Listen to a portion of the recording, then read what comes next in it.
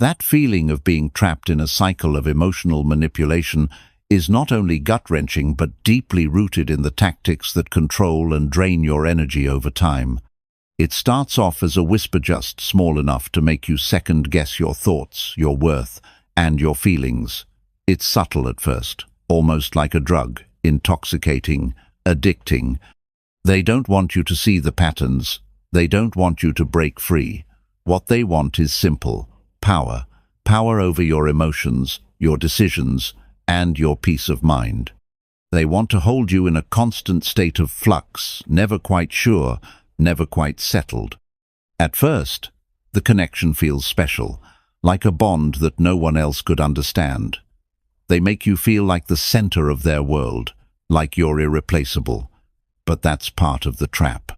They give just enough to make you believe you're loved, that you're needed, that without you, their world would fall apart. It feels like warmth.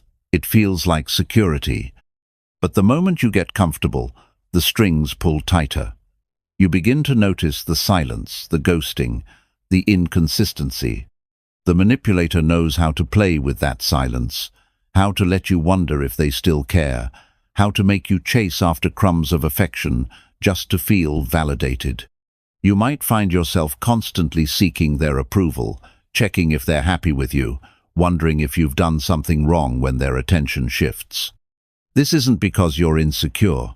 It's because they've intentionally nurtured that insecurity in you. Emotional control thrives on making you question your own value, your own identity. And just when you start to feel good about yourself, just when you feel the slightest bit of freedom, they know exactly how to pull you back, in perhaps with a word, a gesture, or a sudden outburst of affection that clouds your judgment. The silence? It's not a neutral act. It's a tool. When they withdraw, they force you into a state of longing, of questioning. It creates anxiety, makes you want to prove your worth.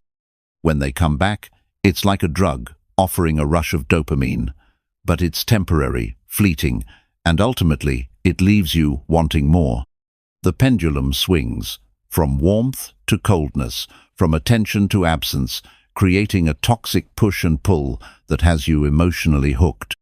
And every time you start to heal, every time you start to step away, you sense a change. They can feel it too. They sense the shift in your energy, the moment when you stop needing their validation to feel whole, the moment when you begin to let go. That's when the manipulation ramps up. They'll throw just enough affection or recognition your way to keep you tethered, to keep you hooked. They can't let go, because without you in their orbit, they lose control. Without you needing them, they lose the validation they crave. It's never love. Not in the pure, selfless sense that you might imagine love to be. It's ownership disguised as affection. It's validation wrapped in dependency. They want to see you unravel and then rebuild around them. They want to be the axis upon which your emotional world spins, even if it means twisting your perception of reality. Your healing, your growth, your freedom, it threatens them. They thrive in chaos, in control, and in the constant need for you to be tethered to them in some way. And when you start to see through it, when you realize that the affection was never pure, that the connection was never real, it's like a slap in the face, because the illusion is powerful. It's easy to fall into the trap of wanting to believe it's love, especially when it's been disguised as something so intimate. But emotional control is not love. It's a manipulation of the heart, a distortion of what it means to truly care for someone. It's about making you need them, about making you question yourself enough that you can't see the truth. They know that if you truly break free, if you really understand the dynamic, you'll be free of them forever, and they're terrified of that. So, they play the game, holding on to whatever thread of influence they can. The emotional highs, the false promises, the manipulative actions, those are just a means to keep you in their grasp. They want you addicted, not because they love you, but because you serve their need for control, validation, and power. But healing is inevitable. when you start to understand that the love they offered was never genuine. When you begin to reclaim your autonomy, you break free. And when you do, they can feel it. They feel the shift, the quiet absence of your energy in their lives. And in that silence, you find the power to let go for good. It's so easy to be caught in the moment when they suddenly reach out with those familiar words. "Hey stranger, I miss you. I've been thinking a lot about us lately." At first, they might seem like the gentle, longing words of someone who truly cares. But let's dig deeper. When these words pop up unexpectedly, after silence or after they've been emotionally absent, there's a deeper meaning. It's not a sign of love. It's a sign of withdrawal, a frantic attempt to regain the energy, the validation, the power they lost when you started pulling away. You need to understand. Narcissists don't love you in the way we think love should be.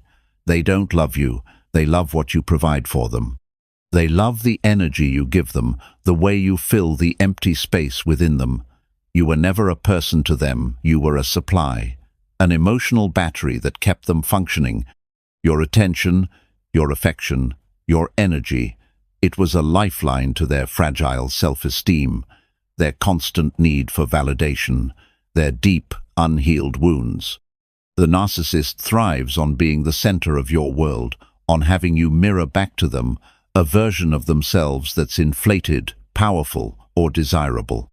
They bask in your admiration because it reflects back their sense of worth, their ego, and that's what they need most to feel, special, superior, or worthy. They don't see you as an individual with your own needs, feelings, and desires. You're just the means to an end. You are an extension of their ego, a reflection of what they wish they could be. And as long as you're invested in them, as long as you're in love with the illusion, they feel like they're whole. But the moment you start waking up, the moment you start questioning, is this really love? Is the moment they lose their power over you. The moment you start to see through the manipulation, through the cycles of intermittent affection, the mask begins to crack. That shift in awareness is terrifying for them. It threatens their entire world. They can no longer rely on you to keep their emotional supply flowing, to soothe their insecurities, to feed their inflated self-image. So what do? They spiral. The narcissist's world is built on a fragile foundation. Their sense of self-worth is often brittle, easily shattered by any perceived loss of control. So, when they feel your energy slip away, when they sense you pulling back and reclaiming your own autonomy, they panic. They don't want you to see the truth. They need you to stay in the loop, to keep playing the game. The game where you second-guess your every move, where you live in a constant state of confusion and self-doubt. That's when the barrage begins. They'll come at you with what seems like vulnerability. "I miss you, I've been thinking about you," as if suddenly they're the ones longing for the connection. But what they're really saying is, "I've lost my supply, and I need it back." It's not about you, it's about them and their need to feel whole again. This isn't an admission of love, but an acknowledgement of their dependency on you for their emotional validation. And that's what you need to recognize. You were never truly seen for who you are. You were seen as a tool, a resource to serve their ego. As long as you gave them the attention they craved, you were everything to them. The moment you began to detach, to step into your own power, to prioritize your own healing, you became a threat. They felt it like a cold draft through an open door. They didn't care about you as a person. They cared about how you made them feel. They want you trapped in the loop. They want you questioning yourself, wondering if you've done something wrong, wondering if you could have done better, wondering if you're to blame. It's not a coincidence that you find yourself scrolling through old messages, trying to piece together the puzzle, trying to find out where things went wrong. It's not a coincidence that you're still listening to sad songs, feeling like they're confessions from your shared past, even when the reality is far from that. This is the trap they want you in, a constant cycle of emotional confusion, self-doubt, and longing.